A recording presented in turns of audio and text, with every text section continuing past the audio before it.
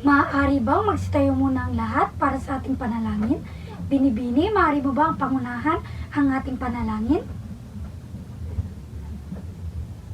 Amen. Magandang araw mga mag-aaral. Bago ang lahat, nais ko munang ipakilala ang aking sarili.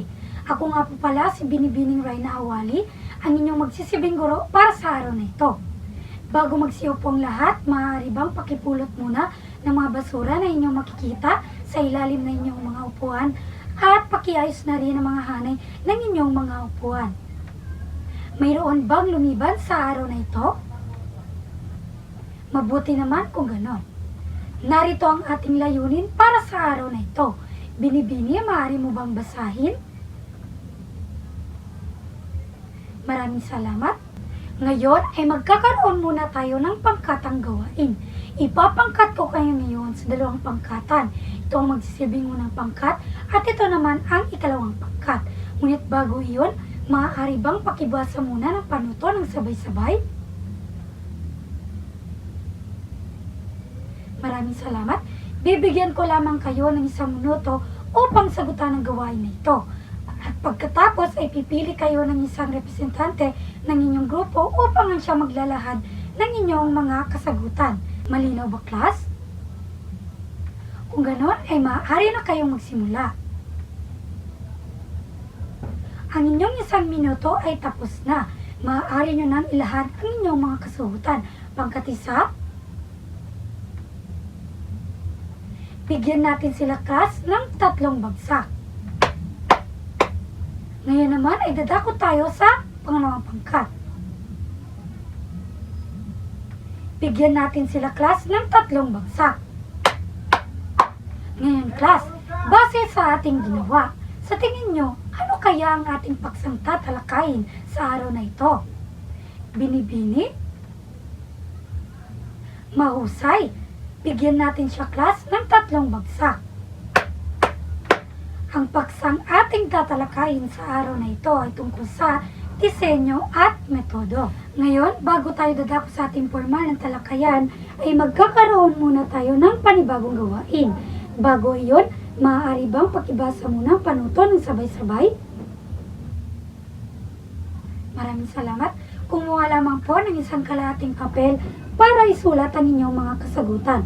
At mayroon lamang kayong 1 minuto upang sagutan ang gawain na ito. Naintindihan ba, class? Kung ganon, ay maaari na kayo magsimula. Ang inyong 1 minuto ay tapos na. Sino ang maaaring magbigay ng kanilang kasagutan?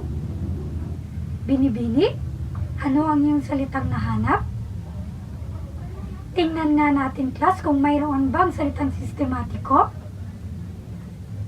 Mahusay, bigyan natin siya ng 3 bagsak. Ngayon, ano sa tingin mo ang ugnayan ng salitang ito sa ating paksang tatalakayin? Maraming salamat. Sino pa ang maaaring magbigay ng kanilang kasagutan? Binibini? Tingnan nga natin, class, kung mayroon bang salitang estratehiya at pamamaraan. Magaling, bigyan natin siya, class, ng 3 bagsak. Ngayon, sa tingin mo, ano kaya ang ugnayan ng mga salitang ito sa ating paksa? Maraming salamat. Mayroon pa bang ibang kasagutan? Ginoo?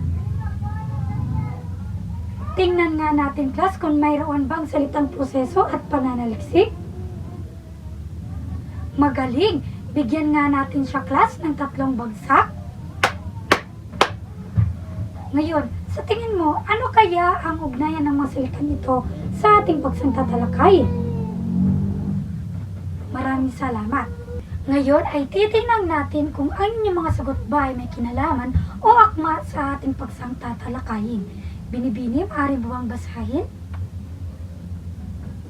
Maraming salamat. Ang disenyo, class, ay tumutukoy sa isang detalyadong plano na nagsisilbing gabay sa buong proseso ng pag-aaral o pananaliksik.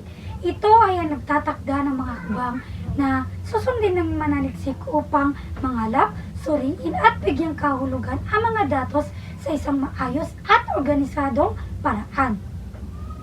So mayroon tayong mga ilang halimbawa ng disenyo. Una ay ang kwalitatibo. Binibini, maaari mo bang basahin? Maraming salamat. Ang kwantitatibo ay tumutukoy sa isang paraan ng pag-aaral na gumagamit ng mga numerikal at statistikal upang masuri ang mga datos. Nilalayo ng kwantitatibo na masagot ang mga tanong na ilan at gaano. Sa madaling salita, ito ay isang paraan ng pag-aaral na gumagamit ng mga nakabalangkas na pamamaraan upang suriin ang mga nasusukat na datos. Ilan sa mga halimbawa nito ay ang paggamit ng mga survey at interview. Sunod naman ay ang kwalitatibo. Binibini, maaari mo bang basahin? Maraming salamat. Ang kwalitatibo naman ay isang uri ng pag-aaral na nakatuon sa pag-unawa sa mga karanasan, pananaw at interpretasyon ng mga tao. Hindi ito nakatuon sa pagsukat ng mga numero o datos, kundi sa pag-unawa ng mga kahulugan at konteksto. Ang kwalitatibong pananaliksik ay nagtatanong ng bakit at paano, na kung saan nilalayang nitong malalim na maunawaan ang mga karanasan, pananaw at ugnayan ng mga tao. Ilan sa mga halimbawa na maaaring magamit ng kwalitatibong pananaliksik ay pagmamasid, pakikipanayam, at pagsusuri ng mga dokumento. Naintindihan ba, class? Kung ganon, ay dadako naman tayo sa metodo. Binibini, maaari mo bang basahin? Maraming salamat. Ang metodo naman sa pananaliksik ay ang sistematikong paraan o proseso na ginagamit ng isang mananaliksik upang makalap ang mga datos o impormasyon na siyang magagamit sa pagsagot sa mga tanong sa kanyang pag-aaral o pananaliksik. Ito ay ang mga espesipiko at tiyak na mga estratehiya at pamamaraan na siyang gagamitin at isasagawa upang makuha o makalap ang mga datos o impormasyon. So tama po ang sinabi ng inyong mga kaklase kanina na ang disenyo at metodo ay isang sistematikong proseso. Ibig sabihin, ito ay may maayos at lohikal o may pagkakasunod-sunod na mga hakbang. Ito din ay kinapapalooban ng mga tiyak na pamamaraan at estratehiya na siyang gagamitin at isasagawa upang makalap ang mga datos o impormasyon na kinakailangan sa isang pag-aaral o pananaliksik. Ang metodo ay mayroong 5 bahagi na dapat nakapaloob dito. Una ay ang binibini, maaari mo bang basahin? Base sa iyong nabasa, ano ay iyong naunawaan? Maraming salamat. Ang unang bahagi ng metodo, class, ay ang disenyo at pamamaraan ng pananaliksik.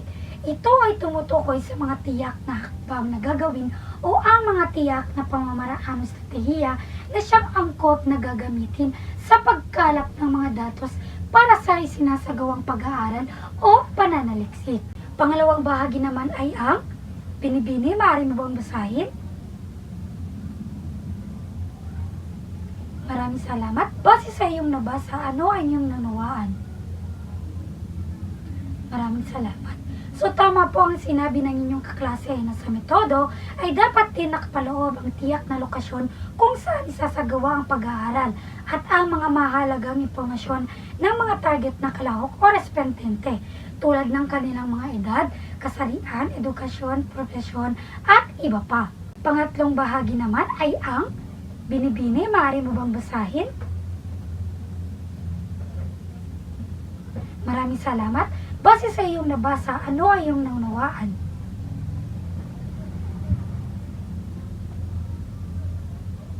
Maraming salamat. Sa ikatlong bahagi naman, class, ay ang kasangkapan sa paglikom ng mga datos. Ibig sabihin ito na sa metodo, dapat makikita o nakapaloob ang mga uri ng kasangkapan o instrumento na siyang gagamitin sa pagkolekta ng mga datos gaya ng survey questionnaire, mga gabay sa pakikipanayam, at mga record devices, at iba pa. Mahalagang tandaan na dapat ang kasangkapan ng instrumento na gagamitin ay naaayon at angkop sa disenyo at pamamaraan ng pananaliksik. Ika-4 na bahagi naman ay ang Ginoo, maaari mo bang basahin? Maraming salamat. Base sa iyong nabasa, ano ang iyong naunawaan? Maraming salamat. Sa ika-4 na bahagi naman, class, nakapaloob ang sunod-sunod na hakbang at proseso na siyang isasagawa ng mananaliksik upang makalap ang mga datos na kinakailangan para sa pananaliksik. At panghuling bahagi naman ay ang binibini. Maaari mo bang basahin? Maraming salamat. Base sa iyong nabasa, ano ang iyong naunawaan? Maraming salamat. Tama po ang sinabi ng inyong kaklase na sa metodo, dapat nakapaloob din ang mga paraan kung paano susuriin ang mga datos na nakalap. Halimbawa, kung kwantitatibong pananaliksik ang iyong ginamit, ay dapat nakasaad dito ang mga statistical na pamaraan na gagamitin sa pag-aanalisa ng mga datos o impormasyon. At kung kwalitatibo naman, ay dapat dito nakasaad ang mga pamamaraan na gagamitin sa pag-aayos at pag-i-interpret ng mga datos o impormasyon. Naintindihan ba, class, ang ating tinalakay?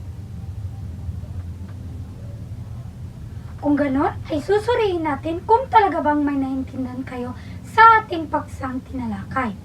Mayroon ako ditong inandang mga katanungan.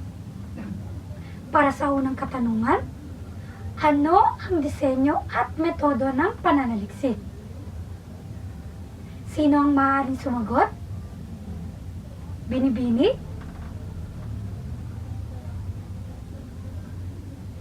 Mahusay, bigyan natin siya, class, ng 3 bagsak. Ang disenyo ay tumutukoy sa pangkahalatang plano o estratehiya na gagamitin ng mananaliksik upang maisagawa ang pag-aaral o ang isang pananaliksik. Ang metodo naman ay ang mga partikular na pamamaraan at teknik na gagamitin upang mangalap at suriin ang mga datos. Para sa pangalawang katanungan naman ay, gaano kahalaga ang disenyo at metodo sa pagbuo ng isang pananaliksik? Sino ang maaaring sumagot? Ginoo?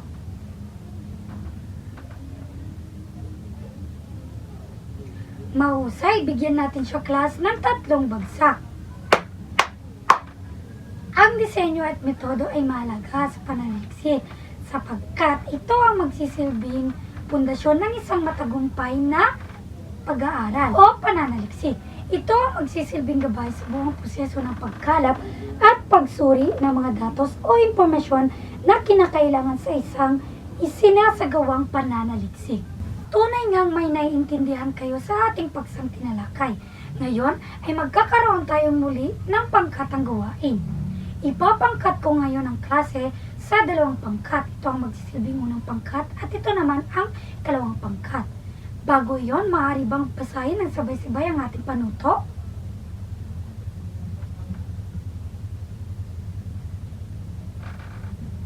Maraming salamat. Bibigyan ko lamang kayo ng 1 minuto upang sagutan ang gawain na ito. Pagkatapos ay pipili kayo ng isang representante ng inyong grupo upang siya maglalahad o magpapaliwanag ng inyong mga kasagutan. Maliwanag ba, class? Kung ganoon ay maaari na kayong magsimula.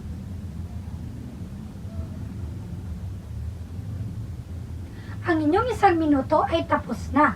Maaari nyo nang ilahad o i-representa ang inyong mga gawain. Pangkat-1, bigyan natin sila, class, ng 3 bagsak. Pangalawang pangkat, bigyan natin sila, class, ng 3 bagsak.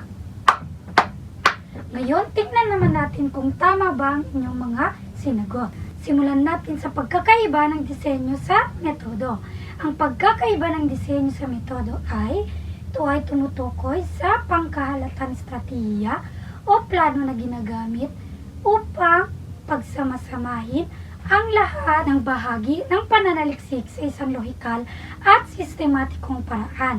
So, tama po ang sagot ng 2 pangkat. Dadako naman tayo sa pagkakaiba ng metodo sa disenyo. Ang pagkakaiba ng metodo sa disenyo ay, ito ay tumutukoy sa mga partikular na hakbang, pamamaraan at teknik na ginagamit sa pangangalap at pagsusuri ng datos sa pananaliksik. Tama po ang sagot ng 2 grupo at panghuli naman ay ang pagkakapareho ng disenyo at metodo. Ito ay Parehong ginagamit sa pananaliksik. Tama po ang sagot ng dalawang grupo. Bigyan natin ang bawat isa ng 3 bagsak. Ngayon ay magkakaroon tayong muli ng huling pangkatang gawain. Nais kong manatili lamang kayo sa inyong mga pangkat. At bago ang lahat, maaari bang pakibasa muna ng panuto ng sabay-sabay? Maraming salamat. Bibigyan ko lamang kayo ng 1 minuto at pagkatapos ay pipili kayo ng isang representante upang siyang maglalahad at magpapaliwanag ng inyong mga kasagutan. Maliwanag ba? Kung gayon ay maaari na kayong magsimula. Ang inyong 1 minuto ay tapos na. Maaari nyo nang ilahad ang inyong mga gawain. Pangkat 1,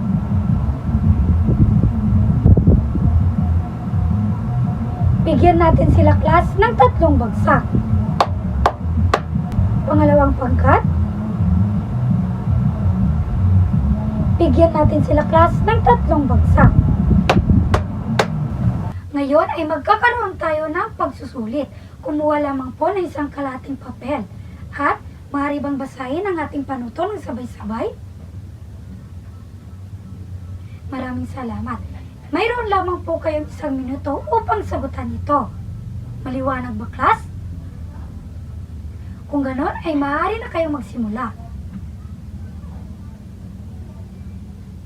Ang inyong 1 minuto ay tapos na. Maaari bang magsipalitan na kayo ng papel ng inyong mga katabi? Para sa unang bilang, sino ang maaaring magbasa at sumagot? Binibini?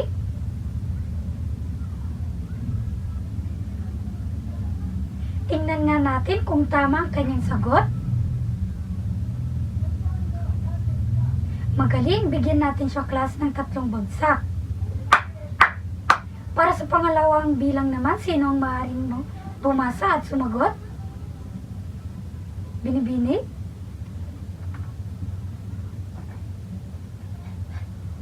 Tingnan nga natin, class, kung tama ba ang kanyang sagot.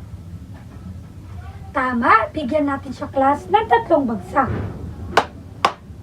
Para sa ikatlong bilang naman, binibini, maaari mo bang basahin at ibigay ang iyong sagot?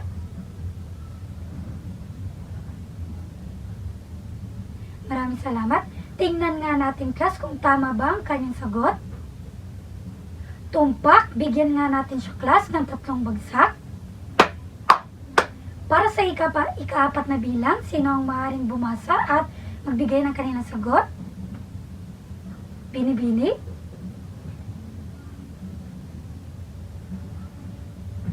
Tingnan nga natin, class, kung tama ba ang kanyang sagot. Tama, bigyan nga natin siya class ng 3 bagsak. At para sa panguling bilang, Ginoo, maaari mo bang basahin at bigay ang inyong kasagutan? Tingnan nga natin, class, kung tama ba ang kanyang sagot. Tama, bigyan nga natin siya class ng 3 bagsak. Pakipasa na po ang inyong mga papel. Bago natin tapusin ang ating formal na talakayan, ay magkakaroon muna tayo ng kasunduan na inyong ipapasa sa susunod nating pagkikita. Maaari bang pakibasa ng panuto ng sabay-sabay? Maraming salamat. Bago tayo magtatapos, maaari bang magsitayo munang lahat? Paalam mga mag-aaral.